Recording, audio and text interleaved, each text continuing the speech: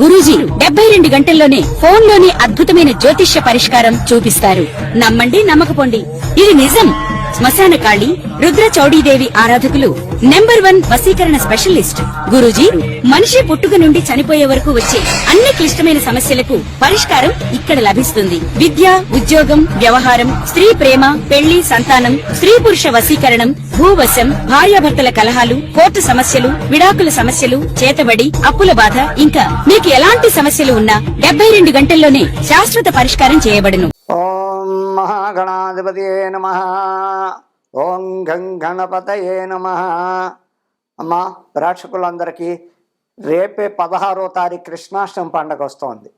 చాలా అద్భుతమైన పండుగ. దేశం అంతా చక్కగా చేసుకుంటారు. అనేక రకాల కోలాటాలతో, ఉట్టులు కొట్టడాలతో చక్కగా దేశం అంతా మధురలో ఇంకైతే చెప్పక్కర్లే. ఆ కృష్ణ పరమాత్మ మందిరం దగ్గర కోలాటాలు, చక్కగా ఉట్టులు కొట్టడాలు, రకరకాలుగా ఈ కృష్ణ పరమాత్మ పండగ రేపు కృష్ణాష్టమి 16వ తారీఖు రేపే. ఈ వచ్చే కృష్ణాష్టమి పండుగ దేశవ్యాప్తంగా లక్షలాది కోట్లాది ప్రజలు అనేక రకాల విన్యాసాలతో చక్కగా రకరకాల మహానుభావుని కొలుస్తూ, డ్యాన్సులు చేస్తూ, ఉట్టిలు కొడుతూ, కోలాటాలు ఆడుతూ అనేక రకాలుగా ఎన్నో విధాలుగా ఆయన్ని పూజిస్తూ, ఆరాధిస్తూ చక్కగా చేస్తూ ఉంటారు. అలాగే చెప్పాలంటే మధురా నగరంలో ఆయనది. ఆ మధురా నగరంలో ఎన్నో రకాల విన్యాసాలతో చక్కగా పండగ కలకల్లాడిపోయేలాగా ఎన్నో రకరకాలుగా చేస్తూ ఆయన్ని భక్తి శ్రద్ధలతో కొలుస్తూ దైవ దర్శనం చేసుకుంటూ లక్షలాది మంది వీక్షిస్తూ ఆ ప్రోగ్రాం ఆయన్ని అనేక రకాలుగా వేడుకుంటూ చక్కటి పండగ రేపే కృష్ణాష్టమి శనివారం. అలాగ చెప్పాలంటే భారతదేశం అంతటా రకరకాలుగా చేసుకుంటా ఆల్ ఓవర్ ఇండియాలో ఎక్కడ చూసినా ఈ కృష్ణాష్టమి అనే పండగ చక్కటి పండగ. ఆయనకి వెన్న అంటే ఇష్టం. ఆ వెన్న కోసం ఎన్నో రకాలుగా దొంగతనాలు చేస్తూ ఆ వెన్న ప్రతి ఇంటికి వెళ్ళే ఆ వెన్నని తింటూ చక్కగా అందరినీ ఆ ఇళ్లలో అందరినీ సంబరపరుస్తూ తిరుగుతూ ఉంటాడు. అలాంటి మహానుభావుడు పండగ రేపే కృష్ణాష్టమి వస్తోంది.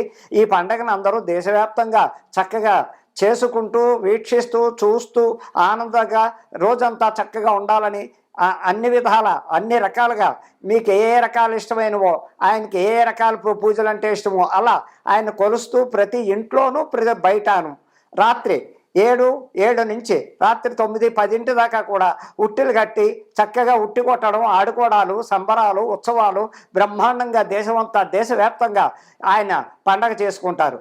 అలాగే కృష్ణాష్టమి నాడు చేయవలసింది ఏమిటయ్యా అంటే రాత్రి వేళ ఆయన పండగ చేసేది. ఇది ఎవరిదయ్యా అంటే యాదవ వంశం వాడు బాగా కొలుస్తారు.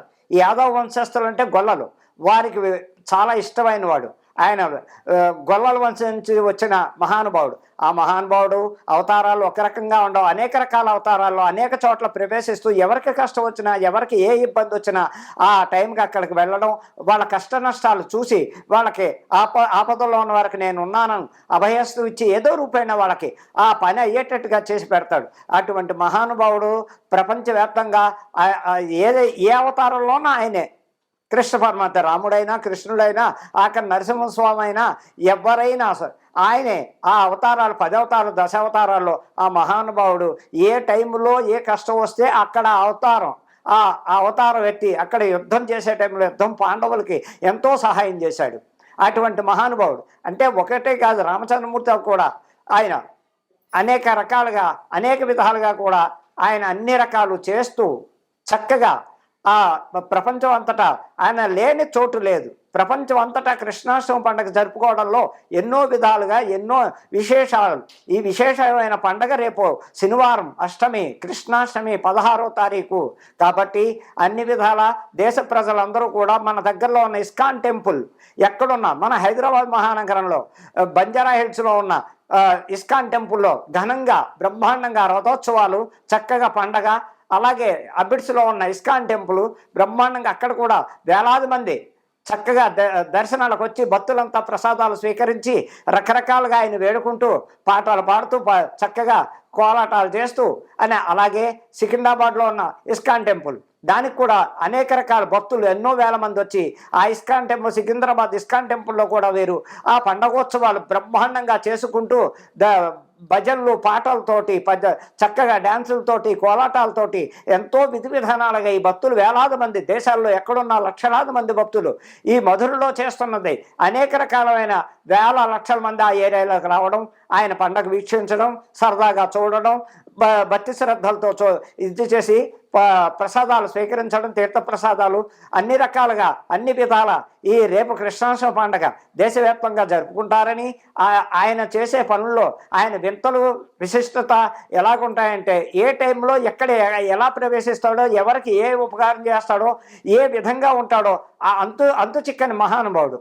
అందుకే కృష్ణ అంటారు. ఆ కృష్ణనామస్మరణ చేస్తూ రేపు హరే కృష్ణ హరే రామ హరే కృష్ణ హరే రామ అనే నామజపం చేసుకుంటూ రేపు కనుక దేశంలో ఉన్న ప్రజలంతా దగ్గరలో ఉన్న మన ఇస్కాన్ టెంపుల్, అలాగే బెంగళూరు కూడా ఇస్కాన్ టెంపుల్ చాలా పెద్ద టెంపుల్. బెంగళూరు మహానగరంలో కూడా ఆ బెంగళూరు కర్ణాటక దేశస్తులంతా ఆ ఇస్కాన్ టెంపుల్కి వెళ్ళి అక్కడ కూడా ఎంతో ఘనంగా బ్రహ్మాండంగా ఆ పరమాత్ముని దర్శించుకుని తీర్థప్రసాదాలు తీసుకుని చక్కగా పద్యాలు పాటలతో భజనలతో సరదాగా విందుగా కనువిందుల పండగ రేపే కృష్ణాష్టమి పండగ. దేశమంతా చూడండి, వీక్షించండి. చక్కగా ఆయనకి భక్తి శ్రద్ధలతో మీరు దర్శించుకుని తీర్థప్రసాదాలు తీసుకుని చక్కగా ఆనందించమని రేపు రాత్రి వేళ 7 నుంచి 10 వరకు ప్రతి చోట ప్రతి ఏరియాలోనూ సరదాగా ఉట్టి కొడతారు. ఎంతో ఉత్సవాలు పిచికారీలతో వాళ్ళకి కలర్స్ తోటి మగ్గులతోటి వాటితో నీళ్లు పోస్తూ ఆ ఉట్టి కొట్టే ఆయన మీద ఎంత వినోదంగా ఎంత చక్కగా ఉంటుందంటే ఆ పండుగ వినడానికి చూడడానికి ఎంతో ఆనందంగా ఉంటుంది. ఆయన చరిత్ర చెప్పుకోదగ్గ చరిత్ర కాదు. ప్రపంచవ్యాప్తంగా ఆయనలో లేని ప్లేస్ అంటూ ఉండదు. ఉగ్ర నరసింహుడు అవతారం ఎత్తాడే ఆ భక్త ప్రహ్లాదుడి కోసం. ఆయన చేసింది ఇంత అంతా నా హిరణ్యకశిపుణ్ణి ఆయన ఎలా చేశాడు అవతారం, నరసింహ అవతారం ఎత్తాడు, ఉగ్ర నరసింహ అవతారం. అలాగే పాండవులకి ఎంతోమంది చక్కగా పాండవులకి అండగా ఉంటూ ఆ సుభద్రాదేవికి ఆయన అన్నగా ఉంటూ అభయాస్తు ఇస్తూ ఎప్పటికప్పుడు చెల్లెల్ని కాపాడుకుంటూ ఆవిడికి రక్షాబంధనం కూడా కట్టి నేనున్నాను, నీకు ఎటువంటి ఇబ్బందులు బాధలు రావు అనే అభయాస్తం ఆ చెల్లెలకి ఎప్పటికప్పుడు ఏ కష్టం వచ్చినా పాండవుల్లో అర్జునుడికి బాగా తోడ్పడి అర్జునుడి దగ్గరుండి యుద్ధ సమయంలో దగ్గరుండి అన్ని విధాలా ఆయన చేత యుద్ధం చేయిస్తాడు. అర్జున, అది పెద్దయినా చిన్నైనా తప్పే. నువ్వు పెద్దవారని వీరని వారని వాళ్ళ గురించి ఆలోచించుకు, విల్లంబులు ఎక్కుపెట్టు, చెయ్యి, యుద్ధం చెయ్యి, నువ్వు తల వంచకు, ఇది పడకొని అర్జునుడు బోధిస్తాడు. అలాగే ఆ కృష్ణ పరమాత్మ అవతారాల్లో అనేక రకాల అవతారాల్లో ఎక్కడెక్కడ ఏ ప్రాబ్లం వస్తుందో ఆ రకమైన అవతారం ఎత్తి ఆ మహానుభావుడు చేసే పనుల్లో దేశమంతటా ప్రజలను ఆయన నమ్ముకోండి, ఆయన నామస్మరణ చేయండి, ఎంతో బాగుంటారని చెప్పడానికి ఆస్కారం ఉంది. రేపు ఈ నెల 27వ తారీఖు వినాయక చవితి ప్రారంభం అవుతోందండి. ఇంకా గణపతి నవరాత్రులు ఎక్కడ చూసినా చక్కగా దేశమంతా వినాయక చవితి పండుగలు బ్రహ్మాండంగా చేసుకుంటూ ఉంటారు. విధి విధానాలు చక్కగా 9 రాత్రులు భజనలు పాటలు చక్కటి ప్రోగ్రామ్స్ కచేరీలు ఎక్కడెక్కడ దేశమంతా చక్కగా అసలు వినాయకుడు లేని పూజ అంటూ లేదు. ప్రపంచవ్యాప్తంగా ఎక్కడ చూసినా ప్రప్రదంగా ఏ పూజ సంకల్పం మొదలుపెట్టిన వినాయకుడిని పసుపు గణపతి హరిద్రా గణపతిని తయారు చేసి తామలపాకులో పెట్టి మొదలు పెట్టాలి. ఆ మహానుభావుడిని వేడుకుండా ఏ శుభకార్యం చేయడానికి లేదు. అశుభానికి పనికిరాదు. కానీ శుభకార్యం ఏదైనా పెళ్ళి అవ్వండి, ఉపనయనం అవ్వండి, గృహారంభం అవ్వండి, శంకుస్థాపన అవ్వండి, ఏదైనా శుభకార్యానికి ఆ మహానుభావుడికి హరిద్రా గణపతిని పసుపుతో తయారు చేసి ప్రారంభించాలే కానీ మొక్కుబడిగా చేయడం ఏదో తెచ్చి పెట్టేసి అక్కడ చేయడం కాదు. హరిద్రా గణపతి అంటే పసుపుతో మొత్తం తయారు చేసి ఆయనకు కుంకుమ బొట్టు పెట్టి తామలపాకు మీద పెట్టి అది ప్రారంభోత్సవం. ఆ గణపతి లేని ఆ గణపతి ఆరాధన, ఆ గణపతిని కొలిచిన వాళ్ళకి ఎన్నో రకాలుగా ఆయన శుభాన్ని ఇస్తాడు. అంతేగాని ఏదో మేము పూజ చేసేసామండి, మా ఇంట్లో ఎలాగ ఇదైందండి, వినాయక చవితి మాకు కలిసి అలా అది కాదు.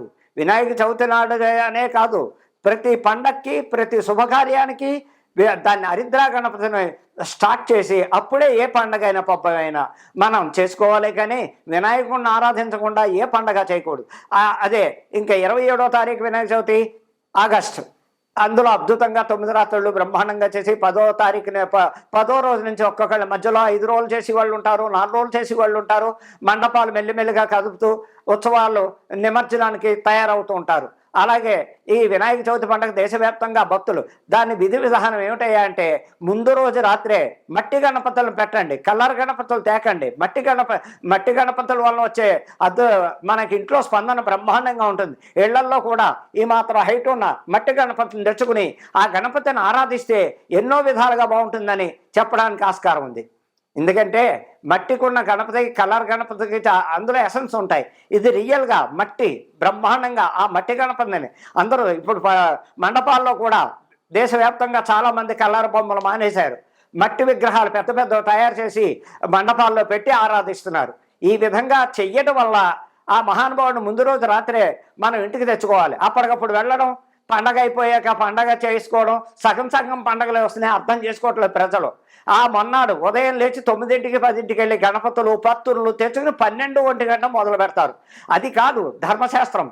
ముందు రోజు రాత్రే పత్తుళ్ళు వినాయకుడిని ఇంటికి తెచ్చుకుని ఆ రాత్రి ఉంచుకుని ఉదయాన్నే స్నానం చేసి చక్కగా ఆ 8 గంటలకు 7 గంటలకు మొదలుపెట్టి కుటుంబ సమేతంగా స్నానం చేసి చక్కగా మన దేవుడి మందిరంలో పాలవిల్లు కట్టుకునే పాలవిల్లుకి అలంకరణలు సీతాఫలాలని, మొక్కజొన్నలని, జామ పళ్ళని, యాపిల్ పళ్ళని, ద్రాక్ష పళ్ళని చక్కగా ఆ పాలవిల్లు తయారు చేసుకుని ఆ మట్టి గణపతిని కింద ఒక ఆకు వేసి ఆకు మీద స్థాపించి అలాగే బియ్యం కొన్ని పోసి ఆ బియ్యం మీద ఒక తెల్ల టవల్ వేసి తెల్ల టవల్ మీద బియ్యం పోసి ఆ బియ్యం మీద టవల్ పాకు పెట్టి పసుపు గణపతి చేసి ఆ పక్కనే ఈ మట్టి వినాయకుడిని స్థాపించి పూజ ఆరంభించాలి. ఎలాగయ్యా అంటే ఆయనకి గరిక బెల్లం అంటే చాలా ఇష్టం. అలాగే అన్ని రకాల చెట్లు పత్తుర్లు ఆ రోజు తీసుకొచ్చి ఆ గణపతి మందిరంలో మనం చేతనైనంత మట్టుకి 108 నామాలు చక్కగా చదువుకోవడం, ఆ లాస్ట్లో కథ చెప్పుకోవడం, అక్షతలు తీసుకుని ఇంటిల్లిపాది నెత్తి మీద అక్షతలు వేసుకోవడం. అలాగే ఆయనకి ఇష్టమైన పిండి వంట ఏమిటయ్యా అంటే ఉండ్రాళ్ళు. ఆ ఉండ్రాళ్ళు నివేదన చేసి ఫస్ట్ గణపతికి బెల్లం గరిక, తర్వాత ఉండ్రాళ్ళు నివేదన ఇచ్చి ఆ ఉండ్రాళ్ళు ఇంటిల్లిపాది ప్రసాదంగా తీసుకుని చక్కగా తీర్థప్రసాదాలు స్వీకరించి, ఎందుకయ్యా అంటే కథ విని అక్షతలు నెత్తిమీ వేసుకోవాలి. చంద్రుడిని చూస్తే చేప విమోచన ఉంటుందని దానికి కథ చదువుకుని అక్షతలు వేసుకునే వాళ్ళకి ఎవరికి కూడా చంద్రుడు శాపం ఉండదని పార్వతీదేవి ఆ రోజుల్లో వినాయకుడికి చెప్పిన. వినాయకుడిని చూసి చంద్రుడు నవ్వాడని, అందుకోసం పార్వతీదేవి శాప విమోచనం పోవాలి అంటే చంద్రుడిని చూడకూడదు ఆ రోజు మ్యాక్సిమం. ఇది కథ విని అక్షతలు వేసుకుంటే ఏ టైం అయినా బాగోపోతే చూస్తే దోషం పోతుందని చెప్పడానికి అక్కడ అది. ఇకపోతే ఫైనల్గా చెప్పేది ఏమిటంటే ఈ వినాయక చవితులు చాలా ఘోరంగా చేస్తున్నారు. శ్రద్ధాభక్తుల్లో ఎక్కడ మండపాల్లో పెడుతున్నారు, ఇష్టం వచ్చినట్టు తాగుతున్నారు, చేస్తున్నారు. ఆఖరికి దేవుణ్ణి ఊరేగించి నిమజ్జనం చేసే టైం కూడా తాగి తందనాలు ఆడుతూ పెడుతున్నారు. అది కాదు భక్తి అనేది.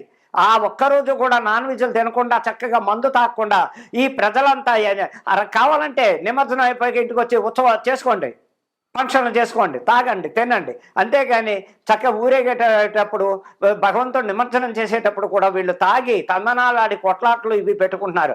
అది పద్ధతి కాదు. రెండో విషయం, ఇకపోతే మా వినాయకుడిని నిమజ్జనం ఎక్కడ చేస్తున్నారయ్యా అంటే మన హైదరాబాద్ మహానగరంలో ట్యాంక్ బండ్ అండి. ట్యాంక్ బండ్లో నిమజ్జనం చెయ్యకూడదు ఎట్టి పరిస్థితుల్లో. అది ఏమిటో తెలుసా? మురుక్కాలు. మన దేశంలో ఉన్న మురికంతా ట్యాంక్ బండ్లోకి వెళ్తుంది. హుస్సేన్ సాగర్ అంటారు. అంతేకాని కాశీ గంగ కాదు. అది కాశీ గంగ అన్నట్టు ఫీల్ అయిపోయే దేశంలో ఉన్న వాళ్ళంతా ఆ హుస్సేన్ సాగర్ ట్యాంక్ బండ్లో నిమజ్జనం చేస్తున్నారు. ఆ నిమజ్జనం మునుకు గుంటలో మహానుభావుని పడేస్తున్నారు. అది ధర్మం కాదు. ఒక పీఠాధిపతులు దీన్ని విమర్శించరు, చెప్పరు. గడ్డిపేట చెరువు లేదా, మనకి సాగర్ లేదా, గోదావరి, అలాగే కాళేశ్వరం లేదా, శ్రీశైలం లేదా, ఇన్ని రకాల చోట్ల బ్రహ్మాండమైన పవిత్ర నదులు, ఊళ్ళల్లో చెరువులు ఉంటాయి, చక్కగా పంట కాలువలు ఉంటాయి. అలాంటి చోట ఈ వినాయకుడిని కలపడం మానేసి దరిద్రం ఎక్కడొచ్చిందయ్యా అంటే హైదరాబాద్ మహానగరంలో ఈ వినాయకుళ్ళని వేల వినాయకులను తీసుకెళ్ళి ఆ ట్యాంక్ బండ్లో కలుపుతారు. ట్యాంక్ బండ్ మూసినది అంటే దేశంలో ఉన్న చెత్త చెదారాలు అందులోకి ఎడతాయి. అది అందులో దేవుడిని కలపడమా? ఇది ఏమన్నా అసలు సాధ్యమేనా? సనాతన ధర్మంలో ఉన్నామా మనం? వామాచార ధర్మంలో ఉన్నామా? దక్షిణాదేవి సమాధంలో ఉన్నామా? అనేక రకాల ఆలోచించండి. ప్రజలు కూడా అర్థం చేయాలి. ఇక్కడ పీఠాధిపతులు ఉన్నారు. పీఠాధిపతులు కూడా ఏనాడు వినాయకుడిని నిమజ్జనం ఎలా చెయ్యాలో ఏమిటి ఈ ప్రజలకు చెప్పరు. వాళ్ళకి తోచినట్టుగా ఉపన్యాసాలు ఇచ్చేయడం, వెళ్ళిపోవడం.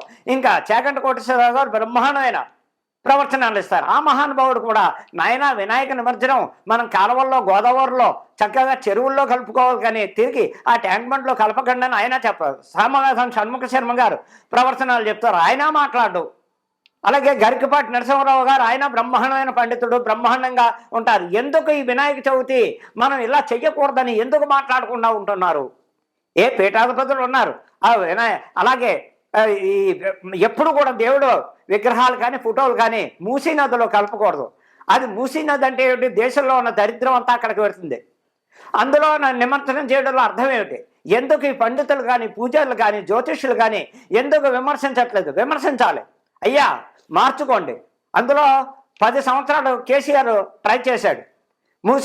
మూసీ నదిలో హుస్సేన్ సాగర్లో నిమజ్జనం చెయ్యొద్దు, గండిపేట ఉంది, అక్కడుంది అక్కడుంది పాప మహానుభావుడు సీఎంగా ఉన్నంతకాలం ఆయన చెప్పాడు. కానీ ప్రజలు ఎవరు వినలేదు. కోర్టు నుంచి స్టే తెచ్చుకోవడం, కోర్టు ఏమో వాళ్ళకి స్టే ఇవ్వడం, చేసుకోవచ్చు ఏం పర్వాలేదండం, ఇలా జరుగుతోంది. అలాగే ఇప్పుడు ఎవరు ఎక్కడికక్కడ ఈ దేశంలో ఉన్న జ్యోతిష్యులంతా కూడా పండితులు, పెద్ద పెద్ద వేద పండితులు, మీరంతా ప్రవచనాలకు వచ్చేవాళ్ళు పీఠాధిపతులు ఒక్కసారి గణపతి గురించి వివరించి పవిత్రమైన నదుల్లో కలపండి మహానుభావ, ఈ ఇలాంటి అపవిత్రమైన మూసీ నదుల్లోనూ అది దేవుణ్ణి కలపకూడదని చెప్పండి.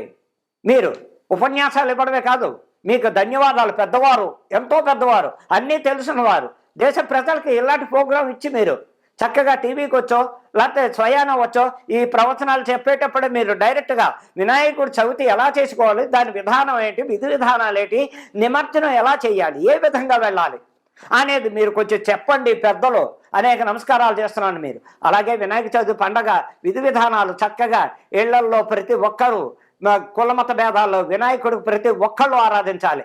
ఆ వినాయకాన్ని ఆరాధించడం వల్ల మొట్టమొదటిసారిగా ప్రతి పండక్కి, ప్రతి పూజకి, ప్రతి వివాహానికి, గృహారంభాలకి, ఉపనయనాలకి ఏదైనా సరే రాడు దగ్గర నుంచి వినాయకుడిని ఫస్ట్ ప్రప్రదంగా కొలవాలి.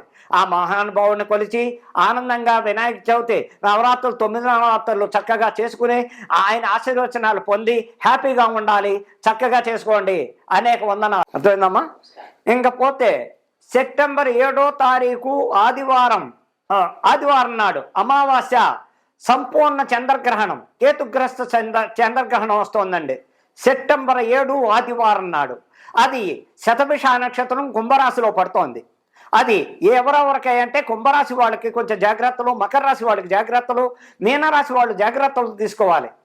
అలాగే ప్రెగ్నెంట్లు చూడకూడదు.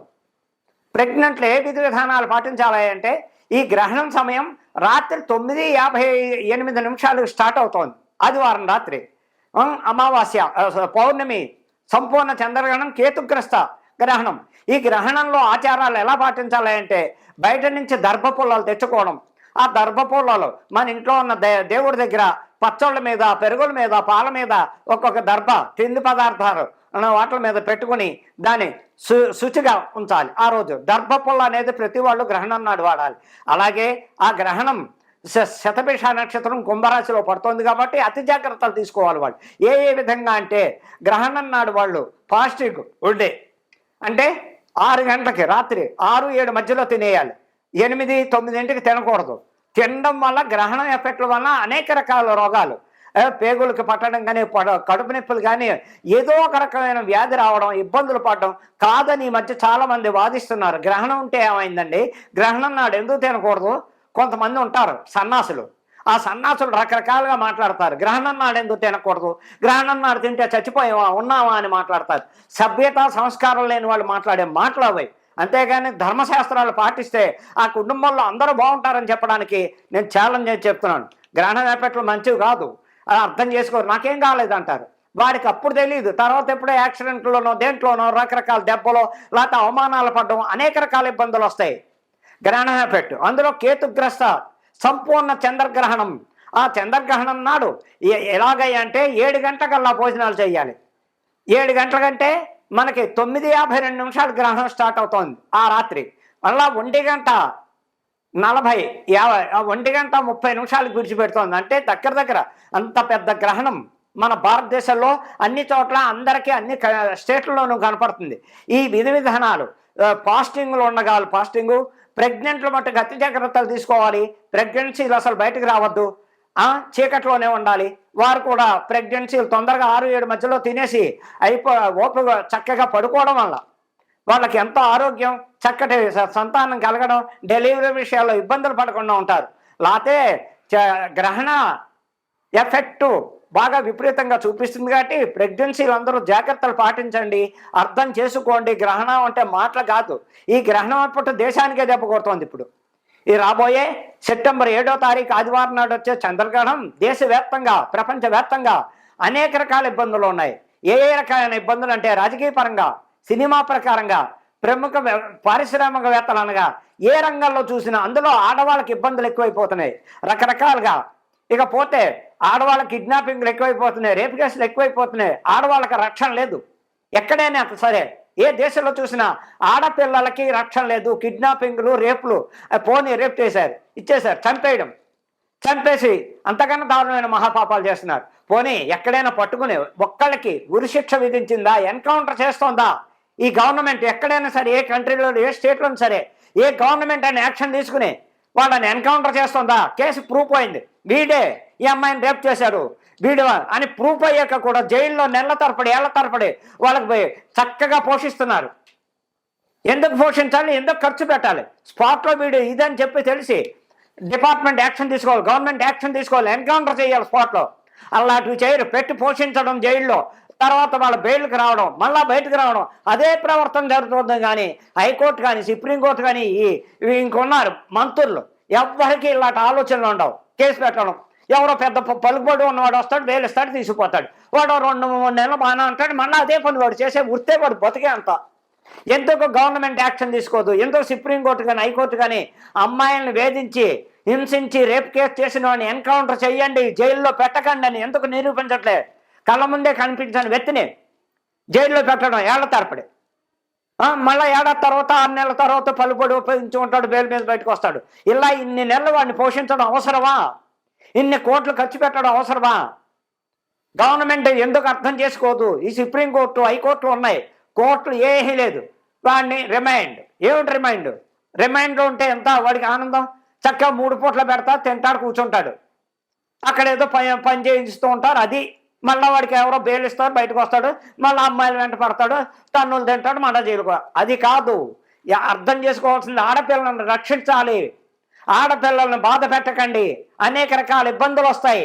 ఇది శాశ్వతమైన ఉంటే దేశం మీ ఇష్టం వచ్చినట్టు చేయండి. పొలిటికల్ లీడర్స్, సీఎంలు కానీ, దేశ ప్రధాని గారు కానీ, ఆఖరి న్యాయమూర్తులు కూడా ఈ విషయంలో యాక్షన్ ఆలోచించి, బుర్ర ఉపయోగించి నిర్ణయం తీసుకోమని మరీ చెప్తున్నాను.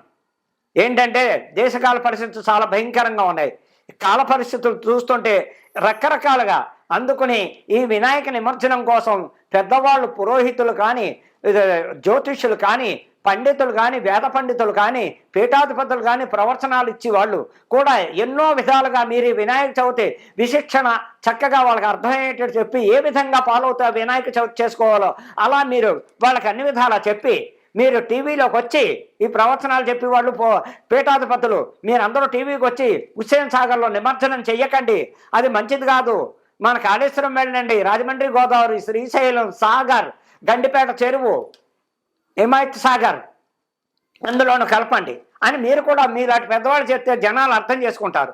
అది ఎవరి వల్ల కావట్లేదు, అది మాంటలేదు. అందుకే ఈ గర్భదరిద్రాలు దేవుళ్ళని తీసుకెళ్లి మురుగుంటల్లో కలపడమే పరమ దరిద్రం అయిపోతుంది. ఇప్పటికైనా ప్రజలు అర్థం చేసుకోండి. ఆ దైవాన్ని దైవంలో చూడండి. మీకు నచ్చిన చోట ఎక్కడో గుంత ఉంది, ఆ గుంతలో మురుగుంటలో పడేయడం కాదు, అది పద్ధతి కాదు. సనాతన ధర్మంలో ఉండండి, మీ సనాతన ధర్మాన్ని పాటించండి. అందరూ అర్థం చేసుకోండి. ఎక్కడ పడితే అక్కడ నిమజ్జనాలు చెయ్యకూడదు అని విన్నపించుకుంటూ మీకు సభాముఖంగా క్షమాపణ అడుగుతున్నాను. నెక్స్ట్ రాశి కుంభరాశి. ఈ కుంభరాశిలోనే రేపు గ్రహణం పడుతోందండి. ఈ రేపు సెప్టెంబర్ 7వ తారీఖు వచ్చే గ్రహణం ఎఫెక్ట్ వీళ్ళకి విపరీతంగా ఉంది. ఈ గ్రహణ జాగ్రత్తలు తీసుకోవాలి తప్పకుండా. కుంభరాశి వారు శతభిష నక్షత్రం కుంభరాశిలో పడుతుంది. అలాగే పూర్వభాద్ర కుంభరాశి. ఈ పూర్వభాద్ర శతభిష నక్షత్రం వాళ్ళిద్దరూ కూడా చాలా జాగ్రత్తలు పాటిస్తూ ఉంటే మీకు ఆ వేళ గ్రహణం రాత్రి 9 ఆదివారం వచ్చింది 7వ తారీఖు సెప్టెంబర్. ఆ రోజు రాత్రి 9:58 గ్రహణం పడుతోంది. అలాగే రాత్రి 1:30 విడిచిపెడుతోంది. ఈ మధ్యస్థంలో మీరు చేయవలసిన జాగ్రత్తలు ఏంటంటే, అలాగే మంత్రోపదేశం తెలిసిన వాళ్ళు చక్కగా ఆ గ్రహణ టైంలో మంత్రం చదువుకోవడం, స్థల స్నానం చేసి కూర్చుని హాయిగా మళ్ళా పట్టు స్థానం విడుపు స్థానం చేయడంలో ఈ రాశులకి చక్కటి ఫలితాలు ఇస్తాయి. మిగతా వాళ్ళకి అంత విషయం కాదు, కానీ ఈ వీళ్ళు జాగ్రత్తలు పాటించాలి తప్పదు.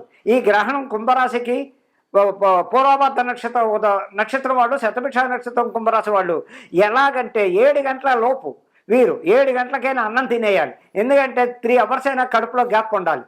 ఆ గ్యాప్ ఉండడం వలన మీకు అనారోగ్యం బాగుంటుంది, ఆరోగ్యం బాగుంటుంది. అలాగే ప్రెగ్నెంటీలు కూడా అతి జాగ్రత్తలు 6-7 మధ్యలో అన్నాలు తినేసి చక్కగా చీకట్లోనే ఉండాలి. ప్రెగ్నెన్సీలు బయట రాకుండా హాయిగా ఇంట్లో ఉండి చక్కగా ఎప్పుడు నిద్ర వస్తే అప్పుడు పడుకోవాలి. కానీ రాత్రి 9కి 10కి తినడం, టీవీలు చూస్తూ అసలు ఫోకస్ పడకూడదు మీకు ప్రెగ్నెన్సీలకి. ఆ గ్రహణం ఎఫెక్ట్, అందులో కేతుగ్రస్త సంపూర్ణ చంద్రగ్రహణం ఆ రోజు దేశవ్యాప్తంగా ఇది అష్టకష్టాలు పెడుతోంది. ఈ రాబోయే ఈ గ్రహణం దేశానికే నష్టం. రాజకీయ నాయకులు అవనివ్వండి, సినిమా వాళ్ళు అవనివ్వండి, ప్రముఖ పారిశ్రామికవేత్తలు అవనివ్వండి, అంబానీ అంతటి వాళ్ళకే, మోడీ అంతటి వాళ్ళకే కూడా ఈ గ్రహణం ఎఫెక్ట్లు ఉంటాయి.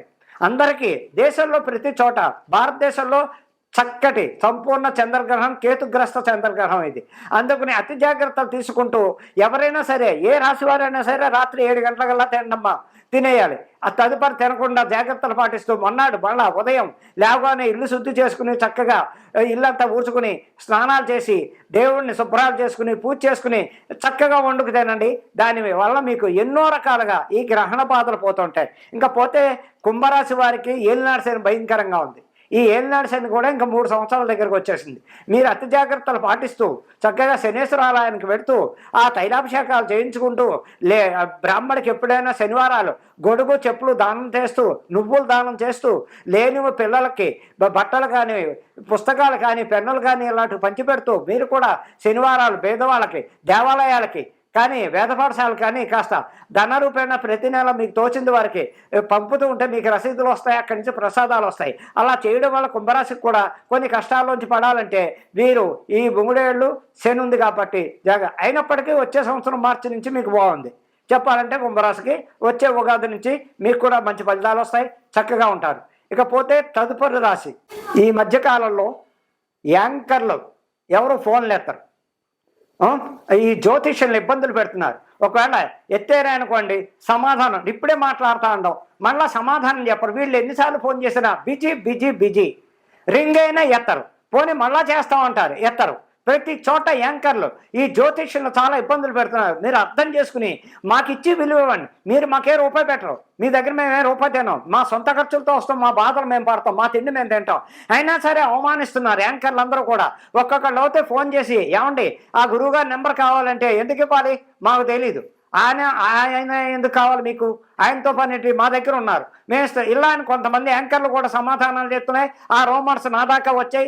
ఇది పద్ధతి కాదు. మా వల్ల మీరు సంపాదిస్తున్నారు, మీ వల్ల మేమే రూపాయి సంపాదించట్లేదు. ఎక్కడ ఎందుకు మమ్మల్ని ఇన్ని బాధలు పెడుతున్నారు? ముందే చెప్పండి, ఫోన్ ఎత్తి, అయ్యా మీ ప్రోగ్రామ్ మేము చెయ్యం, మాకొద్దు అని చెప్పండి, మేము బాధపడం. నెలల తరపడి నుంచి చేయించుకోవడం, ప్రోగ్రాలు చేయించుకునే వాళ్ళు అలాగన్నారు, చేయించుకోలేని వాళ్ళు కూడా ఫోన్లు ఎత్తరు. ఏంటో అంత బిజీ, మాకు అర్థం కావట్లేదు. బ్రాహ్మణ అందులో జ్యోతిష్యం అవమానించడం, ఇది ఏమైనా అసలు పద్ధతే నా లోకానికి? దీనివల్ల మీకు కలిసి వచ్చేది ఉంటే చెప్పండి, మేము కూడా సైలెంట్ అయిపోతాం పూర్తిగా. ఇంకా ఛానల్ అంటేనే అసెండ్ వేస్తుంది, యూట్యూబ్ ఛానల్ చెయ్యాలంటేనే విసిపోస్తుంది. అలా తయారయ్యారు. మా నెంబర్ ఇవ్వడానికి మీకేంటి బాధ? సంపాదించగా మా మీ పడి ఎంత సంపాదిస్తున్నారు? మా జ్యోతిష్యుల మీద, మీరు అందరూ పండితుల మీద రకరకాలుగా. అలాంటిది ఆయన ఎవరో మాకు తెలీదు, ఆయన నెంబర్ ఎందుకు ఇవ్వాలి? ఇలాంటి కంప్లైంట్లు చాలా వస్తున్నాయి నా దాకా. నా సంగతి నేను చెప్తున్నాను, ఫోన్లు ఎత్తకుండా ఉండడం అది పద్ధతి కాదు. మాకు విలువ ఇవ్వండి, గౌరవాన్ని, మీరు కూడా మా వల్ల గౌరవం పొందండి, మా వల్ల సంపాదించుకోండి, అంతేగాని మమ్మల్ని బాధ పెట్టద్దు. ఫోన్లు ఎత్తకుండా మనస్పర్ధలు తెచ్చుకునేంత వరకు, మనసు బాధపడిందంటే, ఒక వ్యక్తి బాధపడ్డాడంటే అవతల వాళ్ళకి ఇబ్బందులే అనే సవాల్ చేస్తూ చెప్తున్నాను యాంకర్లందరికీ. ఇది విన్నపం, అర్థం చేసుకునే వాళ్ళు చేసుకోండి, లేకపోతే లేదు అని ఛాలెంజ్ చేసి చెప్తున్నా.